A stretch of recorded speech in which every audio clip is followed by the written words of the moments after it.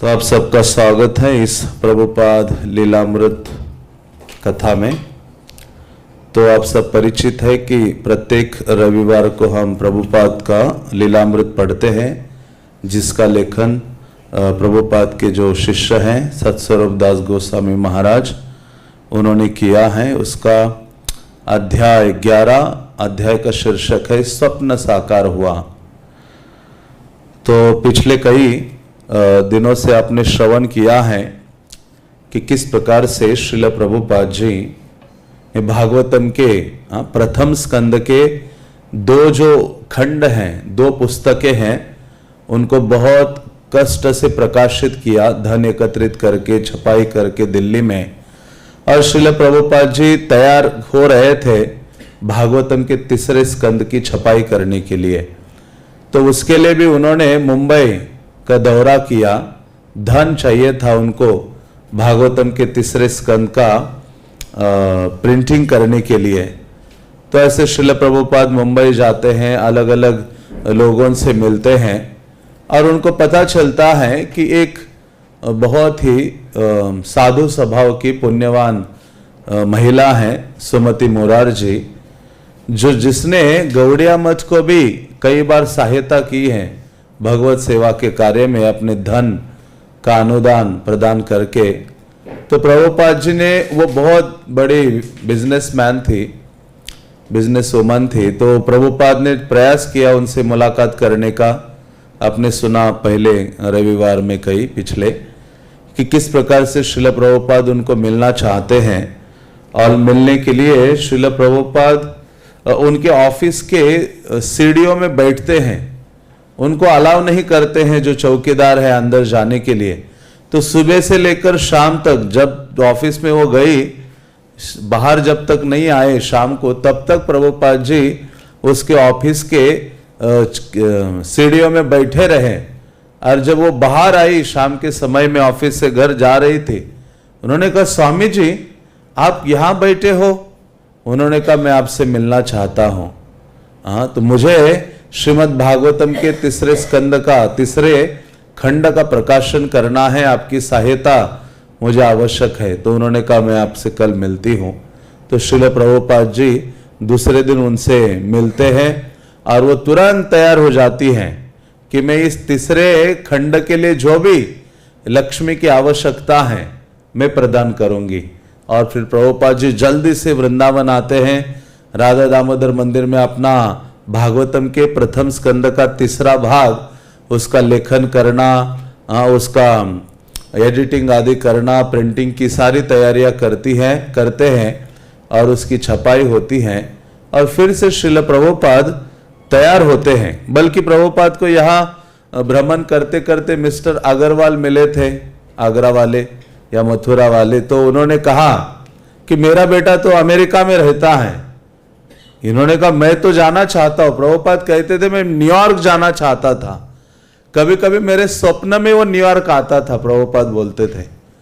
हाँ, तो इस प्रकार से प्रभुपाद का ये मिशन था, मिशन ऑफ कंपैशन जिसको कहते हैं, कि उनका ये मिशन था दया का, जो उनके हृदय में इस संसार के बद्ध जीवों के लिए बहुत अधिक दयाद्र का भाव भरा हुआ था, जिसके कारण स्वयं कष्ट उठा रहे थे, लेकिन सांसारिक जीवों को हमेशा के लिए भगवत धाम भेजकर शाश्वत सुख प्रदान करना चाहते थे।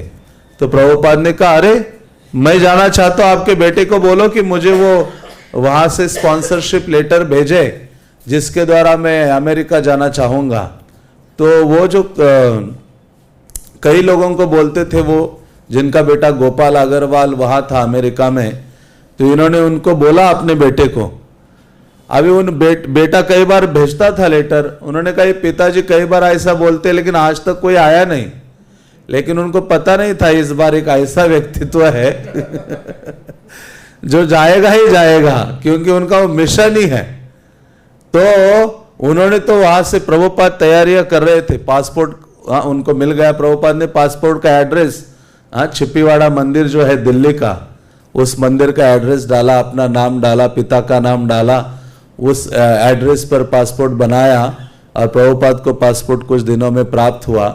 पी फॉर्म वगैरह कई सारी चीजें, सारी तैयारियां कर रहे थे और अचानक उनको वो वहां से वो लेटर प्राप्त हो गया कि आपको वो स्पॉन्सरशिप लेटर मिला है गवर्नमेंट से। वो लेटर आया कि आप तैयारी करिए, जा सकते हैं आप। तो प्रभुपाद बहुत आनंदित हो जाते हैं। लेकिन दूसरा देखते हैं कि मुझे अभी अमेरिका जाना है, लेकिन मेरे पास ना धन है टिकट के लिए, ना कोई भी चीज नहीं थी, कैसे जाऊं मैं। तो फिर प्रभुपाद फिर से मुंबई के लिए निकलते हैं सुमति मोरारजी के पास, और उनके पास जाकर फिर से उनको निवेदन करते हैं। तो सुमति मोरारजी कहती है कि मेरे जो ऑफिस के लोग कह रहे हैं कि ये स्वामी जी क्या मरने के लिए अमेरिका जा रहे हैं, जाना चाहते हैं। ये क्या आयु है अमेरिका जाने की, 70 साल के हो गए हो आप, और ये उचित नहीं है। तो उन्होंने कहा नहीं, प्रभुपाद फिर भी अपना उत्साह नहीं खोया। यही है, भक्त भगवत सेवा में कितनी भी बाधाएं आती हैं तो हमेशा किसी ना किसी परिस्थिति में, चाहे वो अनुकूल हो प्रतिकूल हो, कभी भी उत्साह अपना घटाता नहीं है, क्योंकि उसका लक्ष्य बड़ा है। हम इस संसार में अलग अलग गुणों से प्रभावित रहते हैं, कभी उत्साहित होते हैं तो कभी पूरा निरुत्साहित होकर भक्तिमय जीवन में गिर पड़ते हैं। तो लेकिन प्रभुपाद का लक्ष्य बहुत बड़ा था और उनका अनुराग भगवान से बहुत गहरा था। इसी कारण से प्रभुपाद अपने शिष्यों को भी आगे चलते कहते थे कि मैंने अपने जीवन में कभी छोटा सोचा नहीं। मुझे हमेशा आदत रही है क्या सोचने की, बड़ा सोचने की। इसलिए तो कोई संत, कोई साधु ऐसा सोच सकता है मुझे अमेरिका जाके प्रचार करना है और अंग्रेजी भाषा में सारे ग्रंथों का अनुवाद करने में लगे पड़े हैं जिनके पास धन बिल्कुल नहीं था। तो ऐसे श्रील प्रभुपाद फिर से सुमति मोरारजी को अप्रोच करते हैं और वो सुमति मोरारजी उनको प्रयास करती है कि आप कहाँ जा रहे हो, मरने के लिए जा रहे हो क्या। लेकिन उन्होंने कहा नहीं, मैं बहुत बड़ी सेवा करने के लिए जा रहा हूं, मुझे जाना है। आपके पास इतने माल वाहक जो जहाज है समंदर से जाती है, उनमें से किसी एक में बिठा के मुझे भेजो। तो देखा कि ये वृद्ध व्यक्ति का जो दृढ़ निश्चय है ना, भजते माम दृढ़ व्रता, ऐसा किसी में नहीं है। इसलिए तो महात्मा का ये लक्षण है, सततम कीर्तयन्तो माम, कि वो सतत भगवत कीर्तन गुणगान में निमग्न रहता है, जिसके कारण वो भगवान का दृढ़ता से भजन करता है। तो प्रभुपाद को कोई हिला नहीं सका अपने लक्ष्य की पूर्ति के प्रति। उनका जो विश्वास था वो बहुत दृढ़ था, अटल था। तो ऐसे प्रभुपाद ने कहा मुझे जाना ही जाना है। उस सुमति मोरारजी ने कहा ठीक है, मैं आपको मेरे एक मालवाहक जहाज से आपको भेज दूंगी। तो प्रभुपाद तैयार हो जाते हैं और जब वहां गए थे तो मुंबई में ही रहे। तो वो सुमति मोरारजी ने उनके वर्कर्स के लिए जो सिंधिया कॉलोनी बनाई थी उसी में से प्रभुपाद को एक रूम दिया। प्रभुपाद उसमें रहने लगे और प्रभुपाद के पास एक ट्रंक था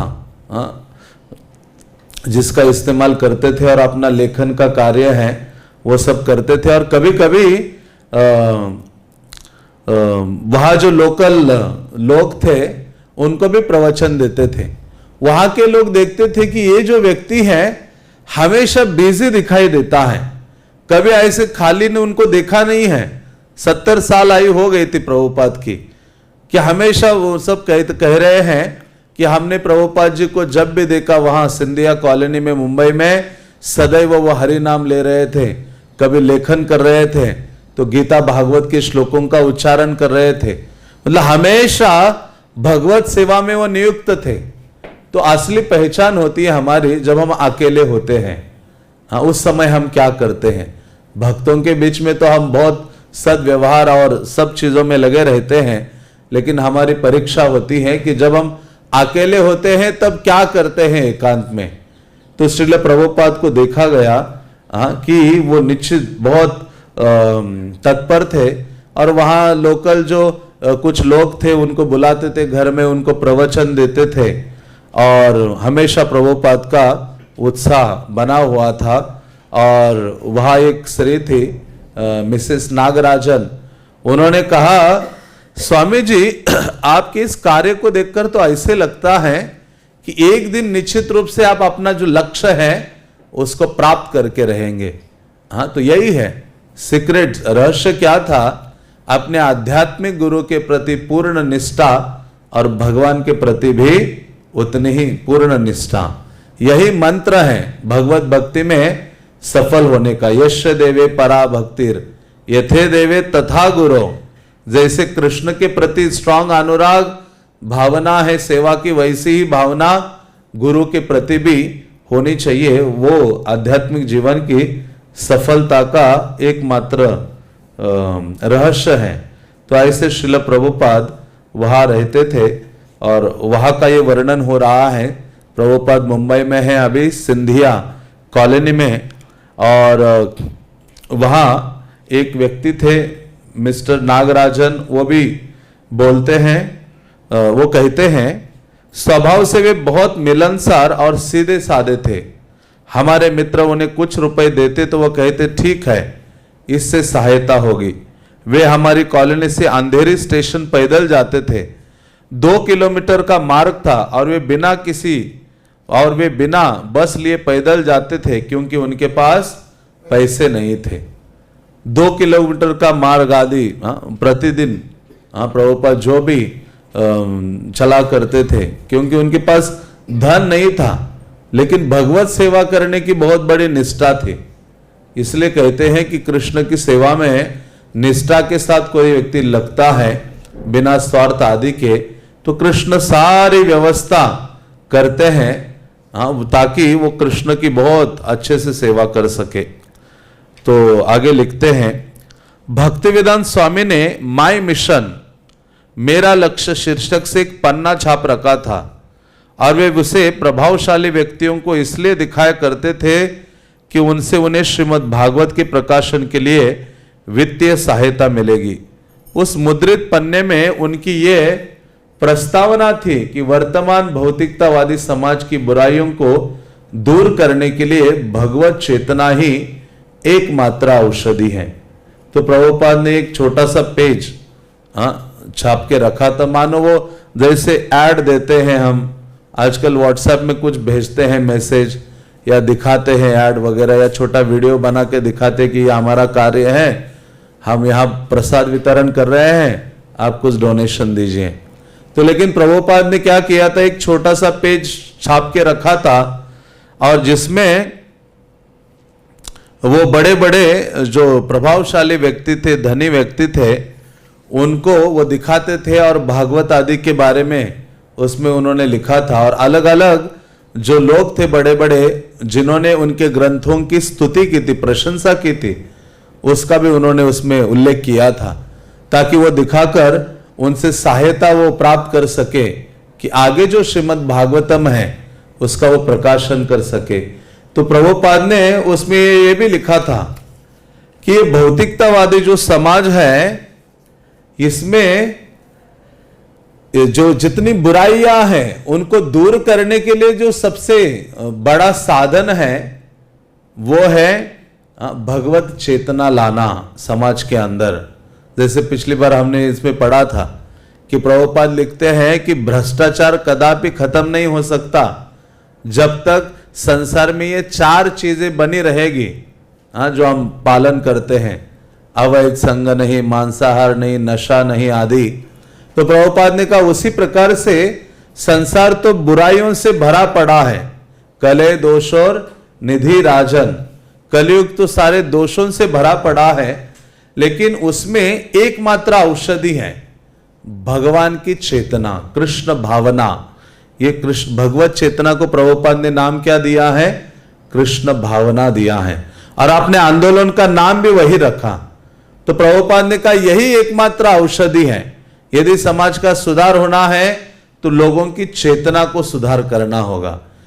इसलिए प्रभुपाद के बारे में चैतन्य महाप्रभु ने कहा था चैतन्य मंगल में कि मेरा एक सेनापति भक्त पाश्चात्य जगत में जाएगा और वो कैसे लोगों की चेतना को शुद्ध करेगा?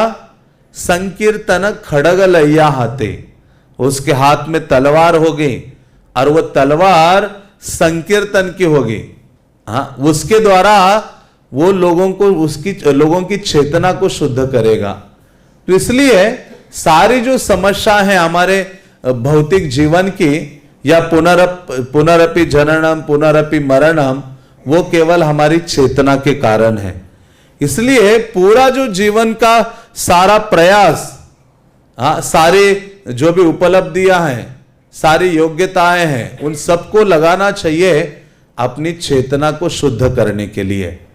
बाह्य शुद्धता कोई आवश्यकता नहीं है, आवश्यक है, लेकिन उससे भी श्रेष्ठ क्या है? आंतरिक जो भगवत हमारी चेतना दूषित हो गई है, अलग अलग योनियों में भ्रमण करते हुए, अलग अलग शरीरों में जाकर इस संसार का भोग करते हुए, उस भगवत चेतना को शुद्ध करना। इसलिए प्रभुपाद कहते थे, मेरे गुरु महाराज कहा करते थे कि इस संसार में कोई कमी है तो केवल एक चीज की कमी है, और वो है कृष्ण भावना की कमी है। ऐसे भक्ति सिद्धांत सरस्वती कहा करते थे। अन्य चीजें विपुल मात्रा में अवेलेबल है। कोई कहेगा अरे कई लोग पढ़े हुए हैं जिनके पास संसाधन नहीं है, लेकिन कुछ ऐसे लोग हैं जिन्होंने ज्यादा इकट्ठा करके रखा है, इसलिए दूसरों के पास नहीं है। भगवान ने सबके लिए व्यवस्था कर रखी है। अभाव किसी चीज का नहीं है। इस संसार में अभाव है तो कृष्ण चेतना का है, कृष्ण भावना का है। कृष्ण भावना न होने के कारण ही लोगों में अत्याहार, आवश्यकता से अधिक संग्रह करने की भावना आ गई, और संग्रह कर करके कुछ लोग कष्ट पा रहे हैं, कुछ लोग अपने पास धन आदि का संग्रह कर रहे हैं। तो प्रभुपाद कहते हैं समाज की बुराइयों को दूर करने का एकमात्र औषधि है कृष्ण चेतना। इसलिए प्रभुपाद ने जितना भी ये कार्यक्रम हमें दिया है वो केवल चेतना की धुलाई करने के लिए दिया है। उसके ऊपर जोर दिया है चैतन्य महाप्रभु ने, चेतो दर्पणः मार्जनम। जितना अधिक चेतना पर हम काम करेंगे उतना ही हम अधिक अग्रसर होंगे भक्तिमय जीवन में।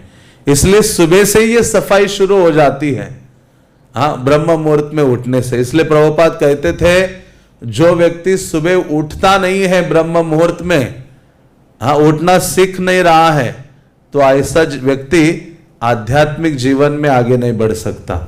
उसके आध्यात्मिक जीवन की शुरुआत ही नहीं हो सकती जो व्यक्ति सुबह उठना शुरू नहीं किया है। तो इस प्रकार से सारा जो ये कार्य श्रील प्रभुपाद ने हमें दिया है वो चेतना को सफाई करने के लिए दिया है, और वही एकमात्र औषधि है कृष्ण भावना। वैज्ञानिक उन्नति और भौतिक सुविधाओं के होते हुए भी संसार में शांति नहीं है। इसलिए भगवत गीता और श्रीमद् भागवत का जो भारत की कीर्ति है, प्रसार सारे संसार में होना चाहिए। ये प्रभुपाद का मिशन है। ये प्रभुपाद ने एक छोटा सा पन्ना लिखा था जिसमें ऊपर टाइटल लिखा था माय मिशन, मेरा मिशन क्या है, मेरा लक्ष्य क्या है। तो उसमें ये सब लिखा था। तो प्रभुपाद की जानते थे, प्रभुपाद की इच्छा थी कि संसार में शांति आदि लाने के लिए केवल एकमात्र कार्य करना होगा, और वो है गीता और श्रीमद् भागवतम का प्रचार। इसलिए ये दो ग्रंथ बहुत महत्वपूर्ण है। महाराष्ट्र में एक संत हुए हैं तुकाराम, उन्होंने अपने गीतों में लिखा है, गीता भागवत करेति श्रवण अखंड चिंतन विठोबाचे। वो कहते हैं कि भगवान का निरंतर चिंतन का मतलब क्या है कि गीता और श्रीमद् भागवतम का अध्ययन करना, गीता और भागवतम का श्रवण करना, बारंबार श्रवण करना, बारंबार उसका पान करना। जितना अधिक गीता भागवत का हम पान करते रहेंगे, पीते रहेंगे, उतना ही कृष्ण स्मरण हमारा बढ़ेगा। इसलिए प्रभुपाद ने इन दो ग्रंथों पर सर्वाधिक जोर दिया है, और उसका प्रभाव हम देख सकते हैं। पूरे संसार में लोगों के हृदय में क्रांति आ गई है। कोई किसी भी देश, प्रदेश, वर्ण, रंग आदि का, नस्ल का क्यों ना हो, ये दो ग्रंथों के आश्रय से व्यक्ति के जीवन में बहुत बड़ा परिवर्तन आया है। इसलिए हमें भी अपने जीवन में भगवत गीता और श्रीमद् भागवतम का प्रतिदिन अध्ययन करने का प्रयास करना चाहिए, श्रवण आदि करना चाहिए। कितना कष्ट उठाया है, ऐसा कोई नहीं कर सकता। अपना जीवन लगा दिया श्रीमद् भागवतम के लिए। कल में एक प्रभुपाद के शिष्य बोल रहे थे, तो उन्होंने कहा, उस लेटर में था कि प्रभुपाद जी कह रहे थे अपने भक्तों को, वो काफी आयु हो गई थी, कि आप सब मेरे लिए प्रार्थना करो कि मैं ये शरीर छोड़ने से पूर्व श्रीमद् भागवतम को पूरा कर सकूं। अपने भक्तों को बारंबार प्रभुपाद प्रार्थना करते थे। कहते थे भक्तों की प्रार्थना से ही हर चीज संभव होती है। इसी कारण से श्रील प्रभुपाद ने इतना कष्ट उठाया है, इतना उसकी कोई सीमा नहीं है, हम अनुभव नहीं कर सकते। मतलब प्रतिदिन इस चीज के बारे में सुनना चाहिए, और प्रतिदिन जैसे हम शयन के लिए जाते हैं, सोने के लिए जाते हैं, प्रभुपाद का स्मरण करते हुए हृदय में बहुत बड़ी कृतज्ञता की भावना व्यक्त करनी चाहिए। श्रील प्रभुपाद जी, आपके कारण मैं आज हरिनाम ले पाया हूं, आपके कारण मैं थोड़ी सी सेवा कर पा रहा हूं, और सदैव उनके प्रति याचना करनी चाहिए। प्रभुपाद वो शक्ति संपन्न आचार्य है। इसलिए भक्ति विनोद ठाकुर कहते हैं, एकाकी आमार नाहि पाय बल, हरि नाम संकीर्तने, तुम्हें कृपा करी श्रद्धा बिंदु दिया, देह कृष्ण नाम धने। हे वैष्णव ठाकुर, अकेले मुझ में कोई शक्ति नहीं है, आप मेरे ऊपर कृपा कीजिए, तब मैं भगवान नाम ले सकूंगा, भगवान की कुछ छोटी सी सेवा कर सकूंगा। इसलिए हमें गर्वित नहीं होना चाहिए अपने अपने छोटे से उपलब्धियों से, छोटे से सेवाओं से। कोई गर्वित अहंकार का भाव नहीं होना चाहिए। हमें श्रील प्रभुपाद की उपलब्धियों को देखना चाहिए, और सदैव अपने आप को छोटा सोचते हुए उनके चरण धूलि की कामना करनी चाहिए। और यही शिक्षा चैतन्य महाप्रभु ने हमें दी है, कि हे भगवान के प्रति प्रार्थना करते हुए महाप्रभु कहते हैं कि आपके चरण कमल के धूलि का मुझे कण बना लीजिए। कोई बड़ा भक्त बना लीजिए नहीं, धूलि के कण का क्या वैल्यू है। तो इसलिए यह महत्वपूर्ण है कि प्रतिदिन प्रभुपाद के प्रति हृदय में गहरी कृतज्ञता की भावना होनी चाहिए। प्रभुपाद के लिए हमारा जीवन, जीवन क्या, करोड़ों जीवन प्रभुपाद के चरणों में हम अर्पित करेंगे, तो भी उनकी जो कृपा है हमारे ऊपर जो हुई है, उससे कभी मुक्त नहीं हो सकते। श्रीमती मोरारजी ने भक्तिवेदांत स्वामी से पूछा कि आप मुझे हर दिन संध्या समय में श्रीमद् भागवतम सुनाएंगे। भक्तिवेदांत स्वामी राजी हो गए। हर दिन शाम को 6 बजे उनके लिए वे कार भेज देती। वे लोग श्रीमती मोरारजी के उद्यान में बैठते और वहां श्री भक्तिवेदांत स्वामी श्रीमद् भागवत सुनाते और उस पर टिप्पणी करते।